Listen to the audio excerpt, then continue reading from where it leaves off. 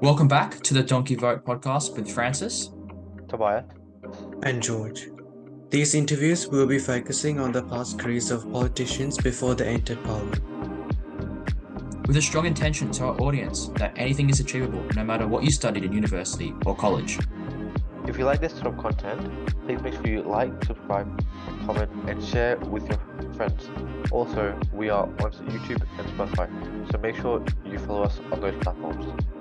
Make sure to follow us on Instagram as well to keep updated with the latest episodes and reels that we release. Enjoy the interview. Today we are joined by the member for Parkes, one of the biggest electorates in the whole of Australia, Mark Coulton. Mark, thank you for joining us today. Hi, how are you going, Francis? I'm doing great, Mark. How are you? Yeah, good. Lovely rainy day here, and it's always a good thing in the Parkes electorate when we get into a bit of rain. Yeah, I think most rural electorates will agree with you there. Yeah. Just before we get into the questions, Mark, could you give us a little brief description of yourself just for the audience out there who may not know an entire lot about yourself? Okay, so I have been in Parliament now for 16 and a bit years. I came in on the Rudd slide in 2007, so I was the only a member of the National Party elected that year. Prior to that, I was actually 50 when I made my first speech in Parliament.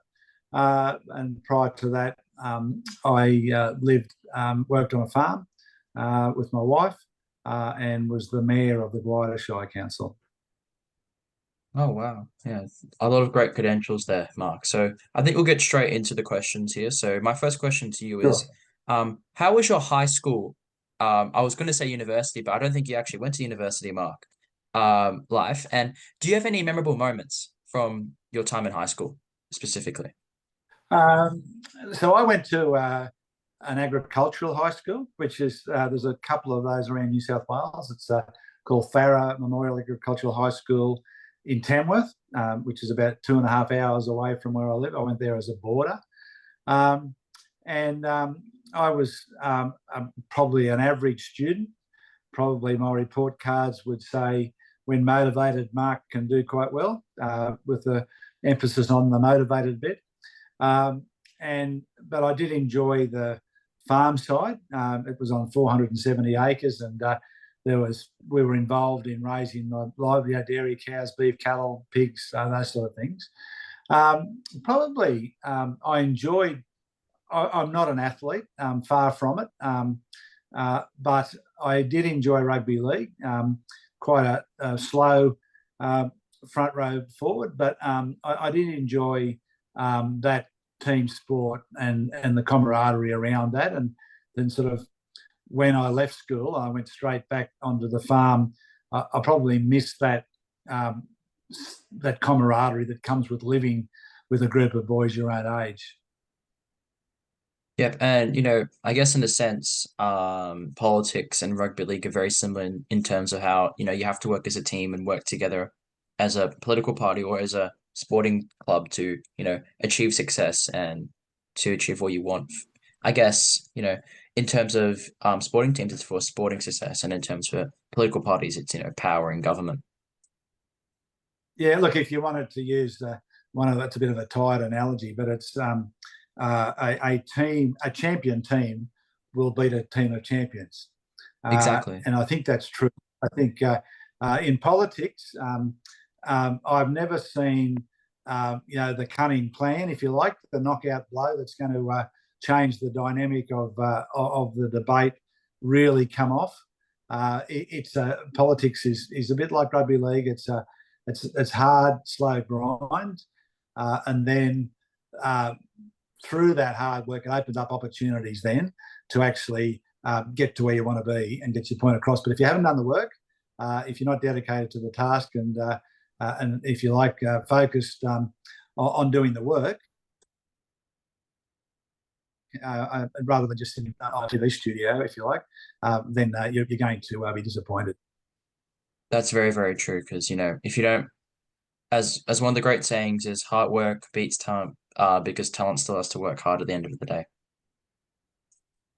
Yeah, no, look, I've seen it I've seen a lot of members of parliament come through in my 16 and a half years, and I see people that would make speeches that would make Julius Caesar envious, but they might only last 1 or 2 terms because they haven't actually done the work in representing the people who put them there. And that's the golden rule: is that you are answerable to the people that put you there, the electors in your electorate. You need to represent them, you need to serve them, and you need to be able to relate to them and relate their issues to the parliament. If you don't do that, you won't be there for long.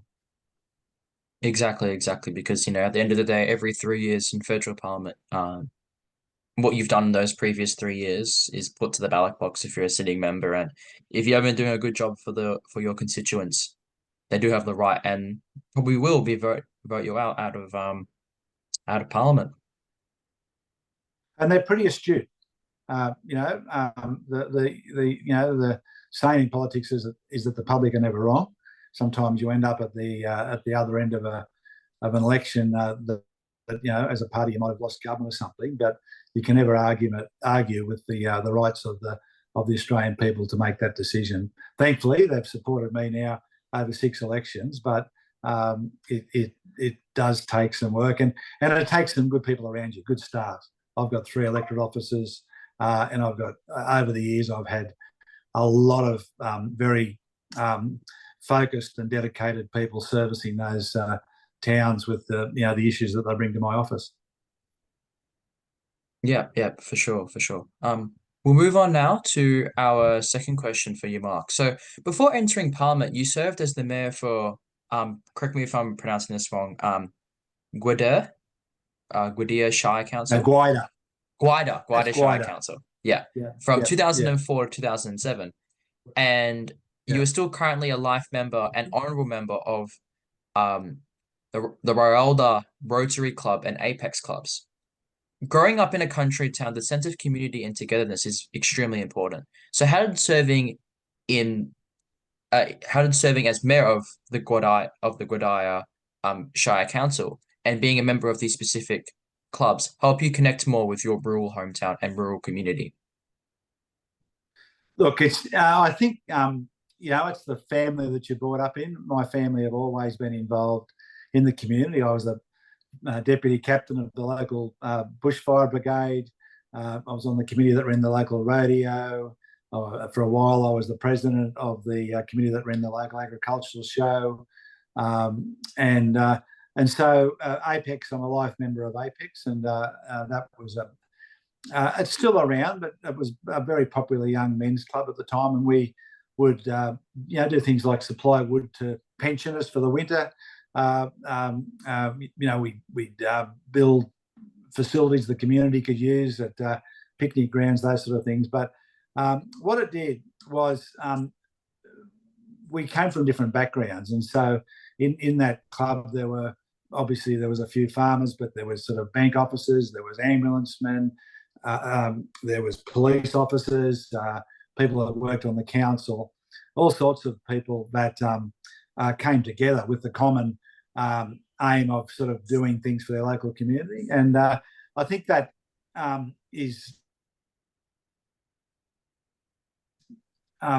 that sort of engagement is very, very useful. I think like electorates don't react very well if a high profile sort of star candidate's parachuted in from somewhere else. They want to support someone that is their own. But my family, my father was the mayor of the council before me. My brother is the current mayor of Gwydir Council. We've all been involved in those sort of events. And in a small town, that's what you do. And you don't do it for just altruistic reasons. It's great enjoyment, being part of the community and doing things together. Oh, and so actually, I didn't actually realize. So your brother's actually the current mayor of the Gwydir Council region. Yeah, yes, he is. So Oh wow! So he didn't follow on from me, but he became the mayor not long after I went into federal politics. Yeah. okay, okay. That's quite interesting because I guess you must have a pretty strong working relationship with him, seeing as the Shire Council area does overlap with your federal electorate. I certainly do. And I've got 18 councils, and the unincorporated area, which is the area of New South Wales where there's no councils, there's not enough people. And it's interesting you touch on that, because I believe that the council and the mayor is my primary connection to that community. That community has chosen that person, and whether you actually agree with their politics or personally are drawn to that person is really irrelevant. That person represents their community. They've been dutifully elected to do that. And so I work very, very closely with the mayors in my council. And for a period of time, I was actually the Minister for Local Government. So I got to have a greater role with the connection back to local government through that as well.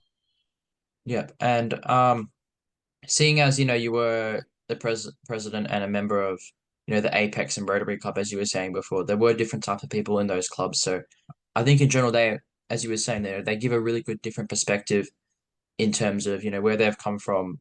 As you said, you were a farmer. There was some people from medical backgrounds, or some people from a background of, accounting maybe per se, from those sort of rural towns. So I think, as you were saying, in those sort of country communities, everyone really tries to work together. And those sort of clubs are really, really important, because people have different perspectives from, where they've come from, their ethnic background, where they've worked. So those sort of small country town clubs are very, very important to those communities. Well, even when I was on the council, the councillors were quite a diverse group. They had different political affiliations, but politics was very rarely an issue. At the time there was a Labor state government in New South Wales, and one of the councillors was very close to the Labor Party, very active in the Labor Party, and so he would sort of take it on him to organise meetings with ministers and things like that. So, but it was never a thing that was discussed or argued or at any length at councils. So, I think. That's one of the things being a member of parliament too, is that you've got to understand that you have a diverse range of opinions in the people that you represent, and you've got to keep that in mind as well. Not everyone thinks like you do. Exactly. And as we were touching on before, a lot of your electorate does have a considerable amount of Indigenous people, and sometimes, I get Indigenous people, as in terms of, as we would see in the Voice to Parliament, for example, some Indigenous people probably would have voted yes for it, and yes for the referendum. And I'm guessing some would have voted no. There would be a bit of a conflict there. But your role as a member of Parliament, even though there might be some people within your constituency or electorate that don't necessarily agree with where you stand on some issues, your job is to make sure you represent them as best as possible. Well, the Voice is a good example. So I was terribly concerned about it. I was concerned that when it came up in a form that I couldn't support, I was disappointed, because I knew it would be divisive. But I talked to a lot of the Indigenous people who I know a lot of people, and came up with my position quite early on the no case. And as it turned out, in the end, 80% of my electorate voted no. And pretty well all the Indigenous towns, all the towns with high Indigenous populations, voted no as well. So it was interesting when some of my city colleagues were I guess, casting aspersions at my position and sort of moralising about where I'd come from. But they didn't know any Aboriginal people at all. For them, it was a philosophical argument. And for me, I was representing the people that put me there. And so at the last election, I beat the Indigenous Australians Party at their hometown. I got more votes than they did, and so I just say I get a little bit annoyed about it all, because Aboriginal people are just people. They've got the same issues in my electorate as everyone else. They want to be able to educate their kids. They want to have healthcare. They want to have somewhere for their elderly folks to be looked after. They want opportunities for employment.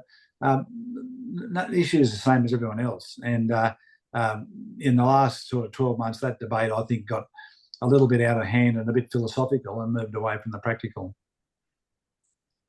That's true. And as you were saying before, like, many of the issues that Indigenous people face all across the nation are very similar to ours. And, I guess sometimes the media does try and Yeah. ostracize it and make, sometimes that their issues Yeah. are far more important than, um, everyone else's issues. And I guess in a sense, it's Yeah. important to remember that, we're all just people at the end of the day. And, no matter your skin color or where you come from, we're all just the Yeah. same, and we should be trying, and we should be all treated the exact same as, as everyone else.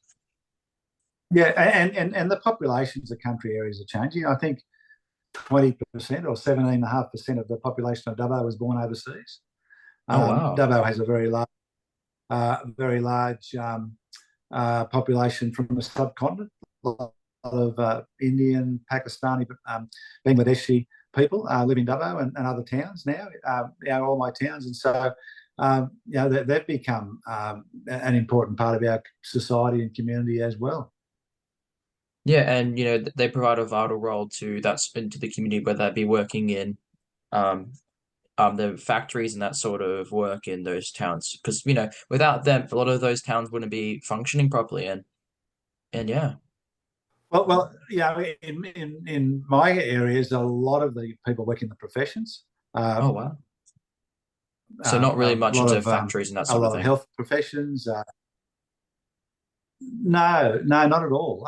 Sometimes migrants might get caught up uh, um, in the early stages doing very what you would call menial jobs uh, because their qualifications don't quite line up with Australia or something like that. But we've got it in all my aged care facilities.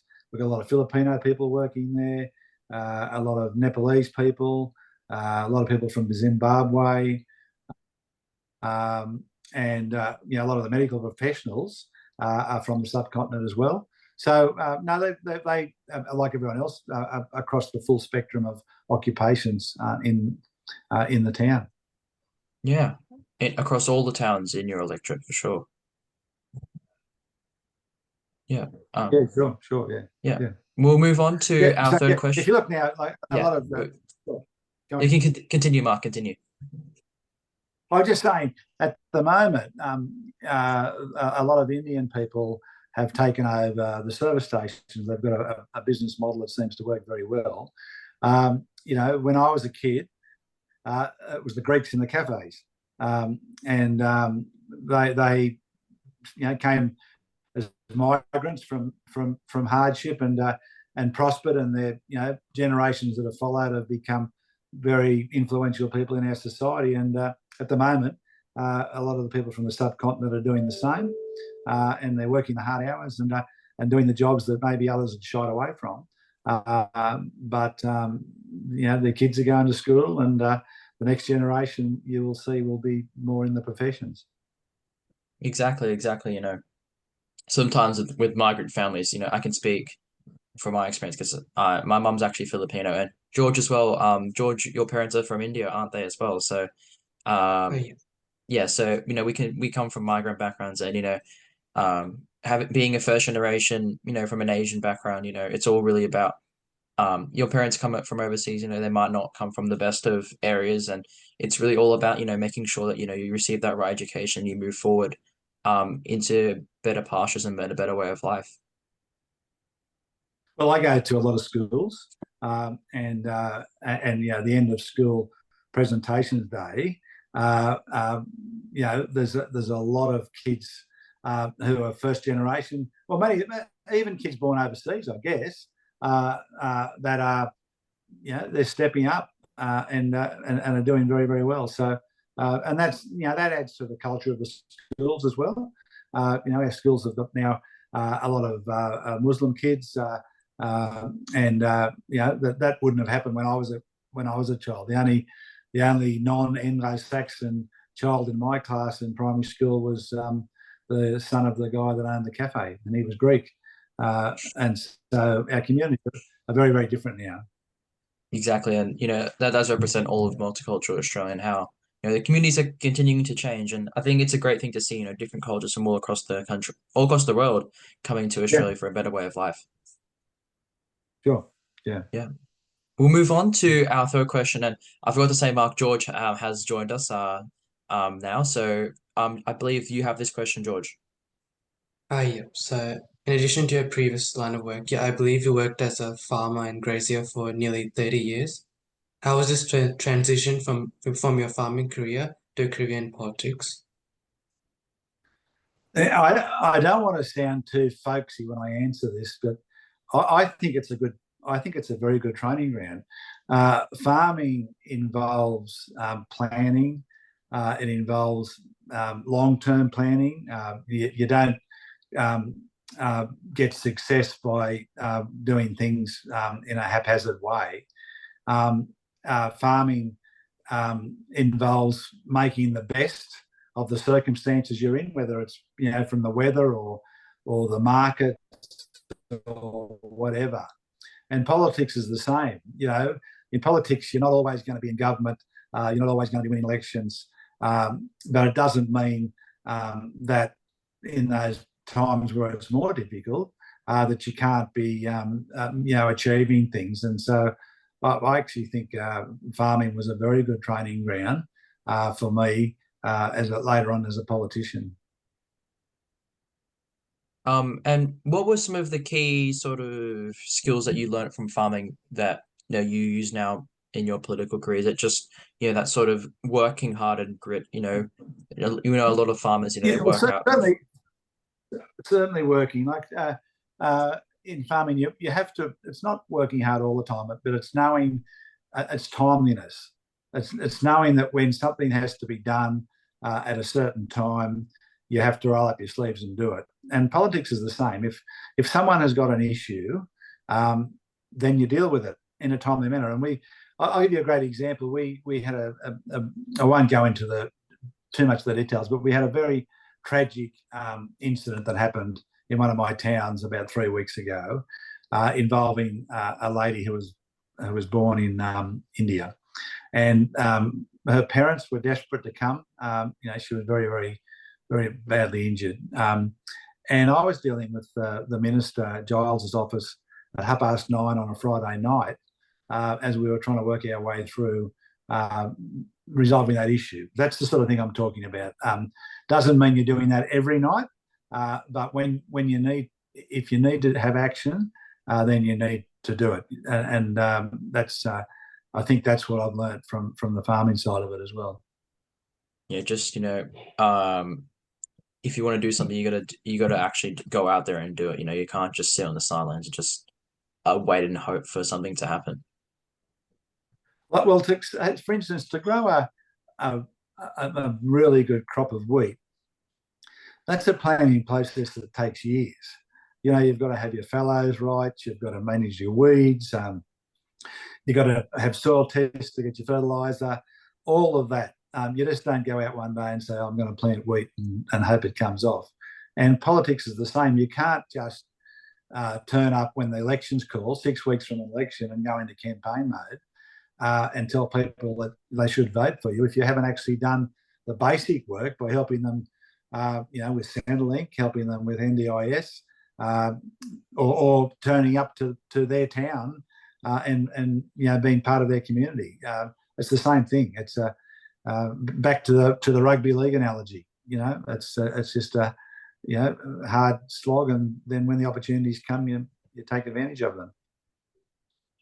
Exactly. We'll move on to our next question for you, Mark. So, even as a coalition member, you believe in a two-state solution in terms of the Israel and Palestine conflict. This is quite an unassuming view, seeing as many people would assume a member from the coalition would be extremely pro-Israel. What helped you develop this viewpoint on the whole conflict, and what are your current opinions on what is happening currently in the Gaza Strip? I'm absolutely horrified what's happening. I became involved. I was approached by the head of APAN at the time, about 10 years ago, which was the Australian Palestine Advocacy Network. At the time, it was led by a retired Anglican bishop called George Browning. George had been the bishop for Canberra Goulburn. But when I was a boy, he was the local Anglican vicar at our church here in Morialda. And so when he found out that I'd actually been elected to the federal parliament, he came knocking on my door and started to explain to me about the difficulties that the Palestinian people were living under, and issues around the West Bank particularly. And so after a couple of years, I was invited to travel to the West Bank, not on an official Israeli trip like a lot of my colleagues do. We came into Amman in Jordan and came across sort of the back door, if you like, across the Jordan River into Palestine. And so I saw with my own eyes how these people had no freedom. They had no rights. They could be, they could be arrested with no prior cause. They had no movement. For days at a time, their city could be cut off with roadblocks. They couldn't go to work. So that sort of cast my view on it. Terribly disappointed. Clearly, the attacks on the 7th of October were barbaric. I'm not supporting Hamas. I never have. But my position has been since that time, Hamas actually don't value the lives of the Palestinian people either. They see the body count as helping maybe sway public opinion. Certainly, the Israelis don't seem to value the life of those civilians either. So here we've got these Palestinian people who are caught between being ruled by Hamas, having Israel there as well. And we're over 30,000 people dead, women and children, and now they're starving. This week there was a heightened issue around the aid workers, the one Australian that was killed. That was targeting a food supply. And it seems to me like it's trying to stop the aid to come in there, so that people are going to be more weakened and more hungry. So I'm very frustrated. As far as I know, I'm the only member of the coalition that's publicly spoken out. But if you see something and you believe it, you don't have you just can't stay quiet. With the two-state solution, I actually think that's gone. I don't know. There's hardly anything of the West Bank left now that hasn't been taken over by Israel. And so part of my frustration is I can't see where this ends. I honestly can't see what this will look like in 10 years' time. I just can't. And I've done very little. I've just talked about it. And I think the fact that I've been there for a long time, and I'm not normally a radical person that does controversial things, I think people maybe have listened. Certainly haven't caught any criticism from any of my colleagues on either side of the house. But it's a frustrating position for me, because the Palestinian people are, 7 million people live there, and their future looks pretty bleak to me. Yeah, it is really, really bleak, and it's a really sorry sight to see from all across the world, basically, and it's hard, looking back there and you're saying that you can't really do much, in terms of like saving these Palestinian people from, you can send humanitarian aid and that sort of thing, but as we saw with the humanitarian worker dying out there, and with both Hamas and Israel really, in both sides really trying to stop humanitarian aid from coming in. It's a really dire strait what we're seeing in Palestine, and especially in Gaza. Yeah, look, it is, and it's the innocent civilians that I'm concerned about. I've got some very good friends who have been on the trip to Israel, and they say to me, "What are you talking about? We've been there, we've seen all of that," but they've seen it through very different eyes. They weren't there unofficially, having a 19-year-old point a machine gun through the window, demanding where you were going. They didn't experience that.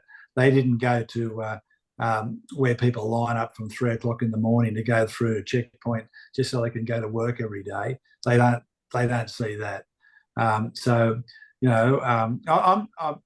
not anti-Semitic. I have nothing against Jewish people at all.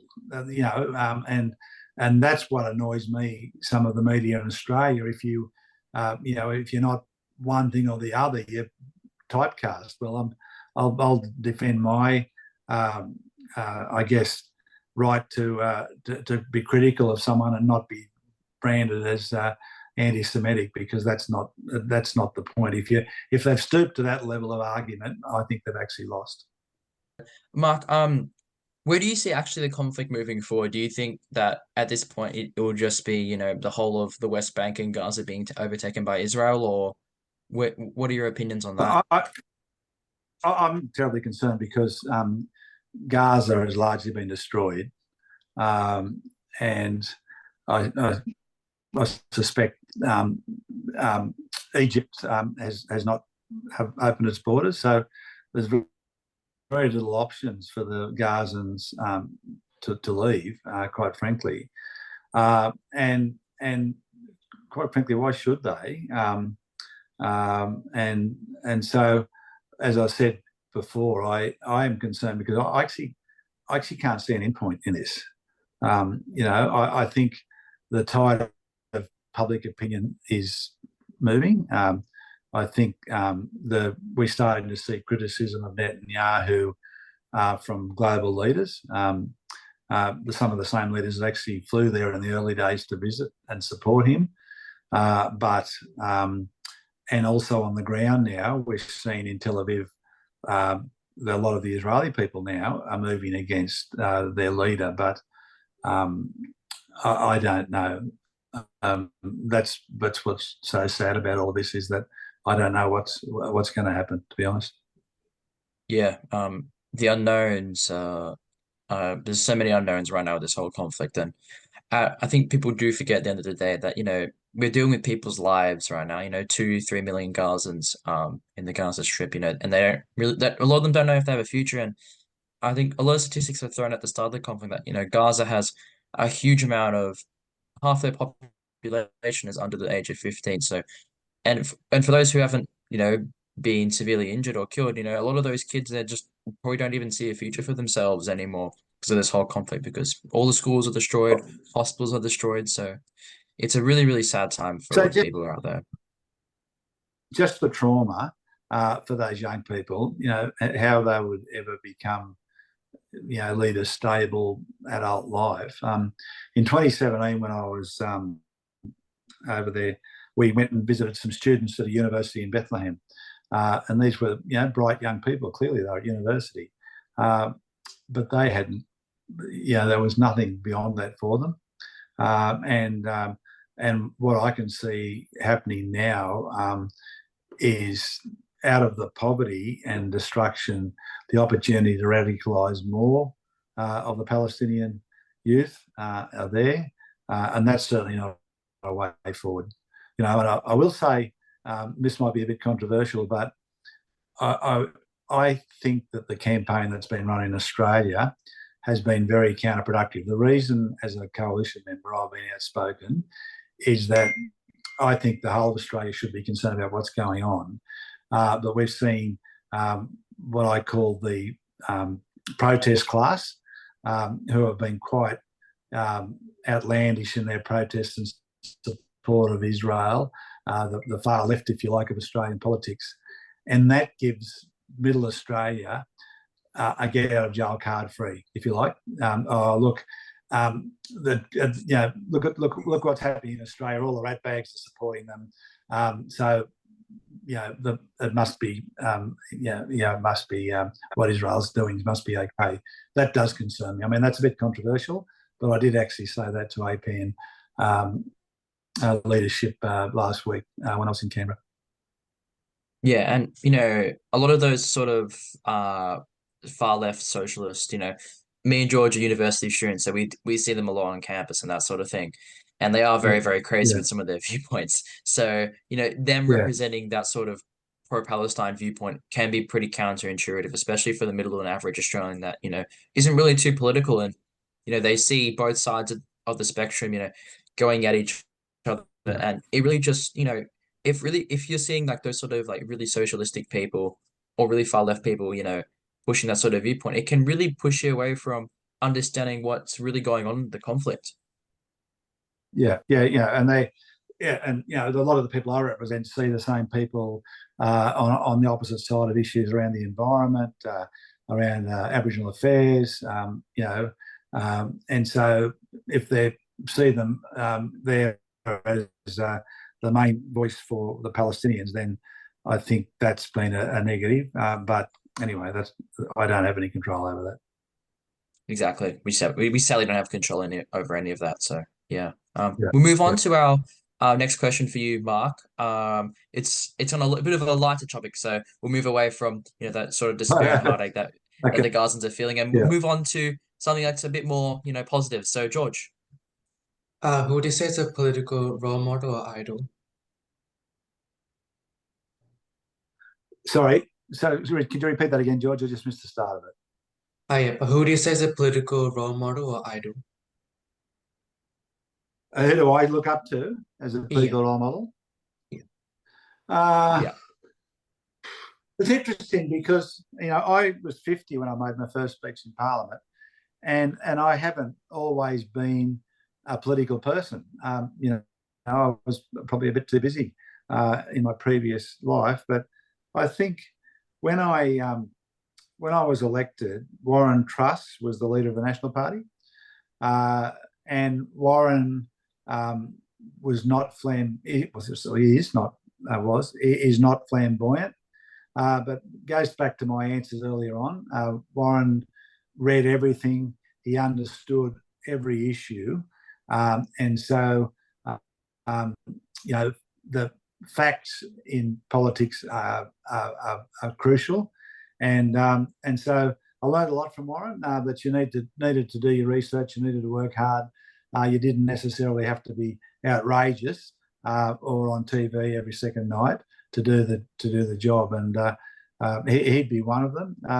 Early on, Brendan Nelson was also in the Liberal Party, and I think he got treated very badly at that time. But he's one of the most capable people I know as well. So I did look up to Brendan as well.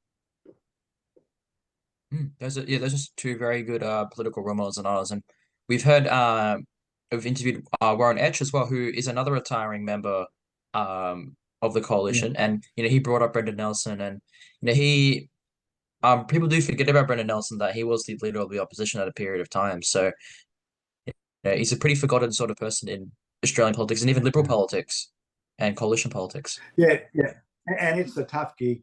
It's a tough gig leading opposition after a major defeat of a third-term government.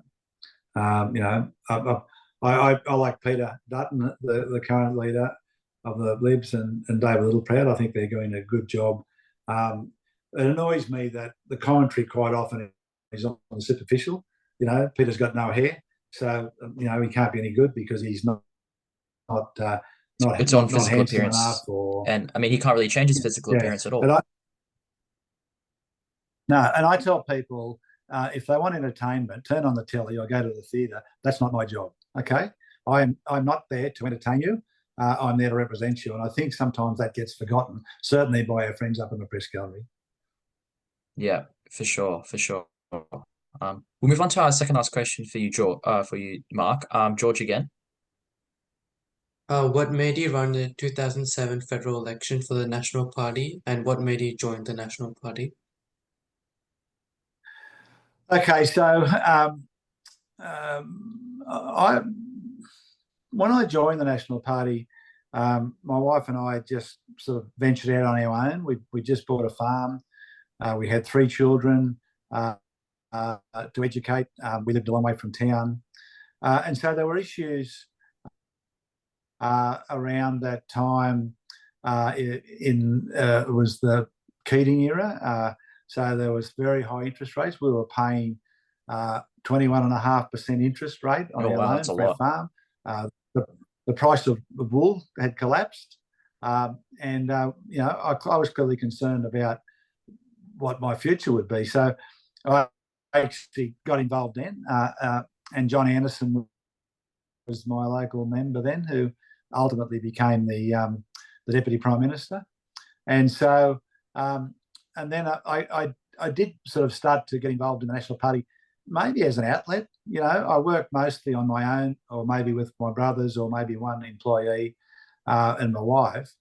And so to go to a National Party conference or a meeting where there were people from over the country or over the state, sort of like-minded people but different. So I did that. The reason I got into local government was that the state government in 2004 had amalgamated councils against their will. They'd sacked the sitting councils, and the Guida Council was formed out of putting together 2.5 other council areas, quite diverse communities, different towns. Everyone was upset at the time, angry, including me. And so that basically led me to put my hand up.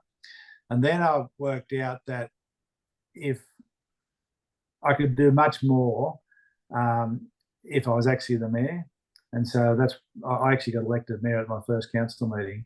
And that at that point, I wasn't planning to go into federal parliament, or it wasn't even a thought process, but I really enjoyed local government. I went from running a small group of people to having a staff of 150, having to motivate those people because they'd been badly impacted by the amalgamation process as well, bringing 3 different communities together. And while it was a challenging time, I just thoroughly enjoyed it. And then when John Anderson announced that he was retiring, I decided that I would, after discussing it with my wife, that I would run for pre-selection. The rest is history. Exactly. The rest is history there. And so that was the main really issue, especially for you to run for mayor, to run for local council, just that whole amalgamation of the council areas. Because before, I'm guessing the council areas are a lot smaller and a lot more direct towards those rural communities. They were, and the other part of why I went federally was I actually believe that my experience of working in the community, we talked about that earlier on in this interview, through volunteer organisations, being involved in the council, I thought, being that perspective, I'm not a big fan of people having a political career right from primary school, if you like, working their way through the system, having a degree in political science and international relations and working for a senator and becoming one.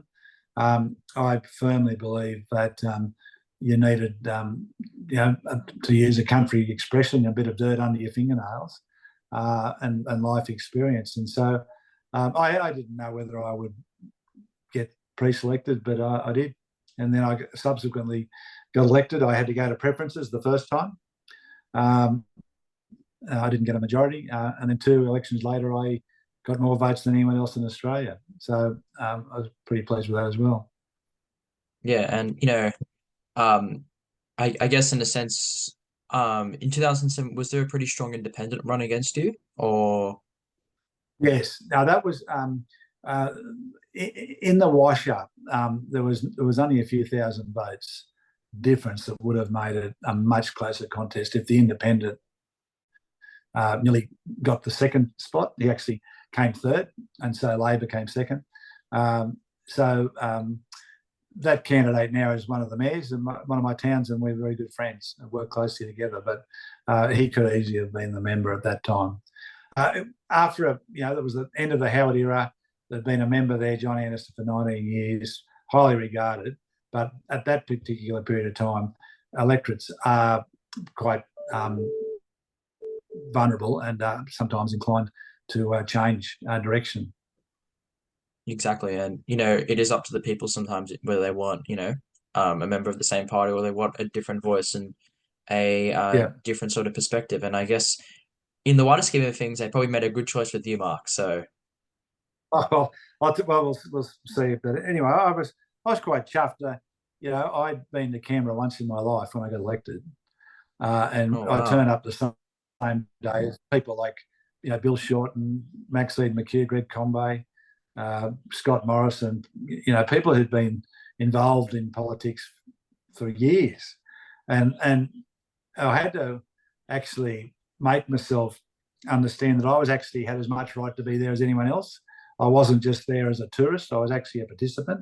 That took a bit of doing at the start, but um, Crikey, the online news organisation, rated all the first speeches, and out of the 42 new members, only 3 got 9, and I was one of those. So I was pretty chuffed with that, particularly coming That's a from good Crikey. thing to remember, you know. That's probably one of your highlights Yeah, of your yeah, parliamentary career. yeah, yeah. Well, Crikey don't very often do anything particularly complimentary about members of the National Party. So yeah, I was quite chuffed with that one. It's just a little aside, means nothing really, but it gave me a bit of a boost at the time. For sure, it would have. For sure, it would have. We'll move on now to our final question, Mark. Just seeing as it's 5:40 p.m. and I'm assuming dinner's probably going to get cooked up soon and that sort of thing. So, um, Okay. finally, what's one piece of advice you'd give to students in 2024, especially those who are starting university or high school? I'm a bit conflicted on this one, Francis, because my standard answer to that is go and do something and be good at it. Get some life experience. Become part of the community. Do well. But if you analyse a lot of the people who actually have if you like, a meteoric rise in politics, they've actually started quite early and been involved in the system. So while I don't agree with that pathway, you can't say that it's not successful. But my personal view is get a life before. Otherwise, what you think is important is in the political sphere quite often is not with the general public.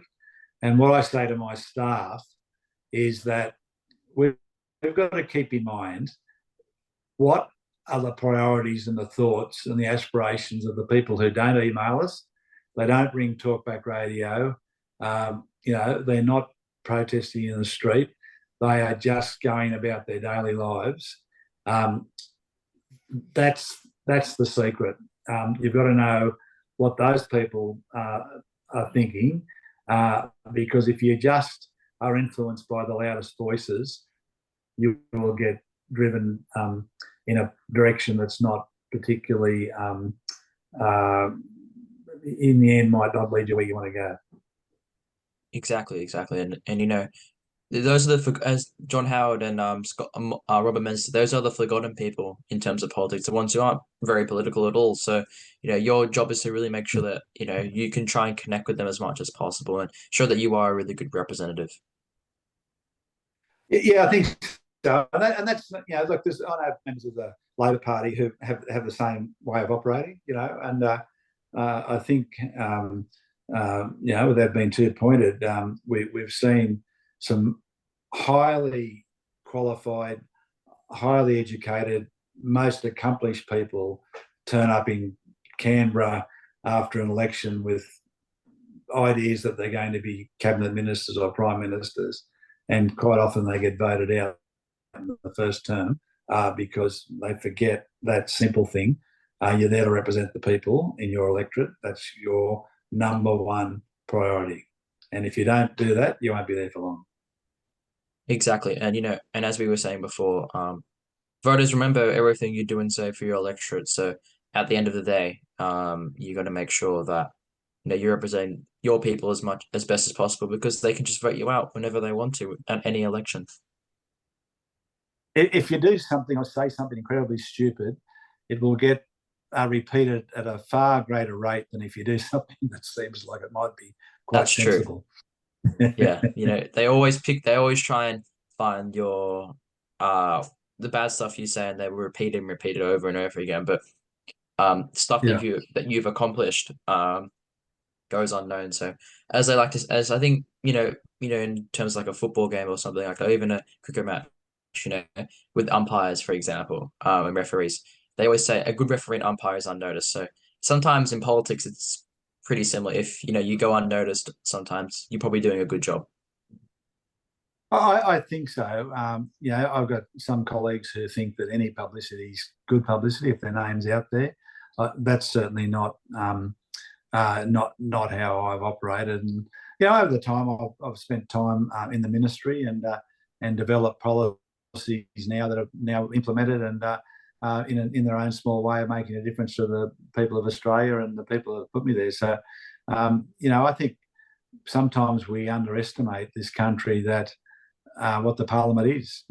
As I say, I didn't go to university, stepped off a tractor, went to Canberra, and have been able to play my part in the history of the country. It's a great thing, and anyone can do that if they set their mind to it. Exactly, always, and that's one of the great things about Australia. Anyone from any background, can go to Parliament if they work hard enough and they represent their community as best as they can. So, for anyone out there who does have a wish to maybe become an MP or represent an electorate, just go out there and work hard and represent your community as best as you can because you never know where it will take you. Exactly. Very good Exactly. advice. Yeah. Yeah. So those are all our questions for you, Mark. I do really appreciate you coming on the podcast on this Friday afternoon. I know probably had a pretty busy week, in the office and that sort of thing with constituents. So we do really appreciate you coming on the podcast and talking to us a bit about your political career and some of the key issues and some of the key issues that you still think should be addressed, especially that of Israel and Palestine.